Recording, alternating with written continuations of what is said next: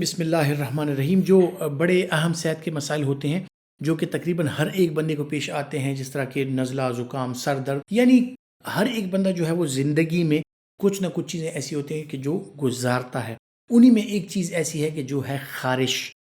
اب خارش کی کیفیت جو ہے یہ ایک سمٹم ہے، ایک علامت ہے، کسی بھی بیماری کے ساتھ ہو سکتی ہے. اور یہ علامت جو ہے، جس طرح ہم نے زندگی میں کبھی نہ کبھی بخار گزارا ہوتا ہے، سر درد، یہ نارمل چیزیں جو ہوتی ہیں، تو اسی طرح ہر شخص اپنی زندگی میں کبھی یا کسی لمحے وہ خارش کے مسائل سے گزرتا ہے. اب خارش کیوں ہوتی ہے، اس کو کس طرح کنٹرول کیا جائے، اہم اس کے نکات جو ہیں وہ کیا کیا ہیں، کہ کس وجہ سے ہوتی ہیں، وجوہات کیا کیا ہیں، ان کے بارے میں تفصیل سے میں آپ کے تھوڑی دیر میں ساری چیزیں بتاتا ہوں کہ کیوں آپ کو ہوتی ہے. سب سے پہلے ایک امپورٹنٹ چیز ہے اور وہ ہے کوئی انفیکشن، یعنی کسی بھی قسم کا انفیکشن ہو، جو کہ بیکٹیریل ہو سکتا ہے، وائرل ہو سکتا ہے، فنگل ہو سکتا ہے. اس کے علاوہ جو پیراسائٹس ہیں، یعنی جوئیں وغیرہ، اس طرح سکیبیز کے جو جراثیم ہیں، تو یہ جرثومیں آپ کی اسکن پر آ جاتی ہیں اور ان سے خارش ہو جاتی ہے. تو یہ خارش جو ہے یہ سسٹمک ڈیزیز کے ساتھ ریلیٹڈ نہیں ہوتی، بلکہ کوئی انفیکشن ہوتا ہے پیراسائٹس کا، بیکٹیریل یا وائرل، اس کے ساتھ آپ کو ہو سکتی ہیں.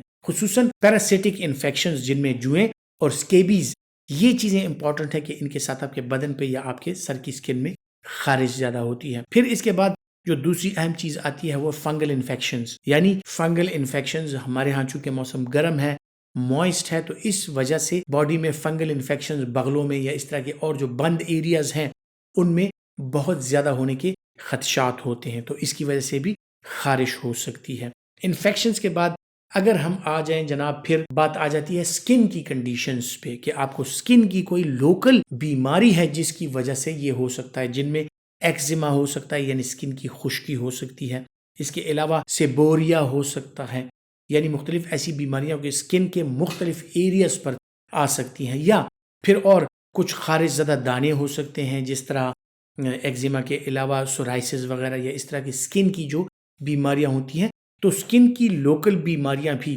خارش کا سبب بن سکتی ہیں. پھر اس کے بعد کچھ سسٹمک ڈیزیزز آ جاتی ہیں کہ جن میں خارش ہو سکتی ہے، اور ان میں خصوصاً جو دوسرے آرگنز انوالو ہوتے ہیں لیکن ان میں خارش فیل ہوتی ہے. دو بڑی اہم آپ کے آرگنز ہیں، جن میں ایک لیور اور ایک کڈنی ہے، جن کی وجہ سے بدن پر خارش ہو سکتی ہے. کرونک لیور ڈیزیز کے جو پیشنٹس ہوتے ہیں ان میں بدن میں چونکہ ٹاکسک مواد بنتے ہیں، اور یہ ٹاکسک مواد جگر اور کڈنی کے ذریعے ان کا اخراج ہوتا ہے، ان کی فلٹریشن ہوتی ہے. اگر خدا نخواستہ کوئی بندہ کرونک لیور ڈیزیز کا شکار ہے کہ اس کا جگر ناکارہ ہے، یا کرونک کڈنی ڈیزیز کا شکار ہے کہ اس کا گردہ ناکارہ ہے، تو اس کی وجہ سے یہ ہوتا ہے کہ ان میں یہ ٹاکسک سبسٹانسز، یہ بدن سے ان کا اخراج نہیں ہوتا، خون کی فلٹریشن نہیں ہوتی، خون سے ان کا اخراج نہیں ہوتا، تو اس وجہ سے بدن پر، سکن پر خارش نمودار ہونا شروع ہو جاتی ہے. ان میں مختلف قسم کی بیماریاں، جس میں پرائمری بیلیری سیروسز یا سیروسز آف لیور کے بعد، کرونک لیور ڈیزیز کے بعد بدن پر خارش کا نمودار ہو جانا، پرورائٹس کا نمودار ہو جانا، یہ واضح امر ہے جو کہ بہت سے لوگ جانتے ہیں. ان کی فیملیز میں اگر اس طرح کے مریض ہوں تو ان کو خارش کی یہ پرابلم ہو سکتی ہے. پھر کچھ اینڈوکرائن پرابلمز ہوتی ہیں، یعنی آپ کے ہارمونز امبیلنس آ جاتی ہے ہارمونز میں، اور ان ہارمونل امبیلنسز کی وجہ سے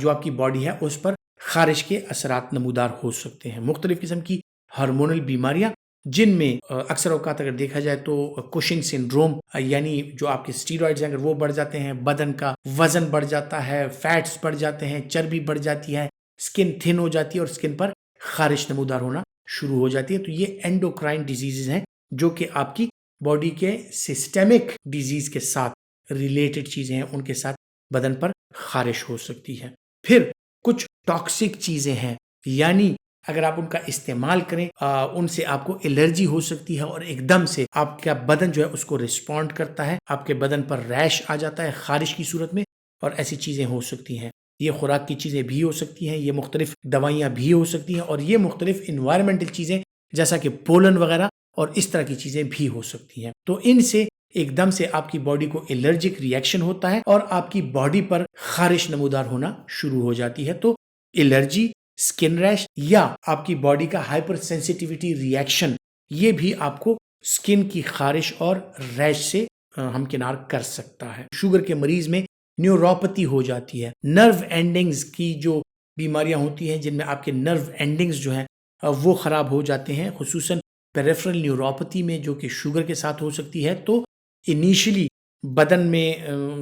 سوئیاں سی محسوس ہوتی ہیں، چبھن سی ہوتی ہے، پاؤں میں جلن ہوتی ہے، اور پھر آہستہ آہستہ سے وہ سن ہونا شروع ہو جاتے ہیں، اور کبھی کبھار پورے بدن پر اس نیوروپیتھی کی وجہ سے آپ کو کسی بھی ایریا میں خارش کا بھی آپ کو سامنا کرنا پڑ سکتا ہے. تو خارش کوئی ایک بیماری نہیں ہے، یہ ایک علامت ہے کہ جو کہ مختلف قسم کی سینکڑوں بیماریوں کے ساتھ آپ کو لاحق ہو سکتی ہے. جب بھی خارش کا مسئلہ ہو، اپنے اسکن اسپیشلسٹ کے پاس، اپنے میڈیکل اسپیشلسٹ کے پاس جا کر اس کی تشخیص ضرور کروائیں، تاکہ اندازہ ہو سکے کہ خارش کی یہ علامت آپ کے بدن میں واضح کیوں ہوئی ہے. اپنا بہت سا خیال رکھیے گا. اللہ حافظ.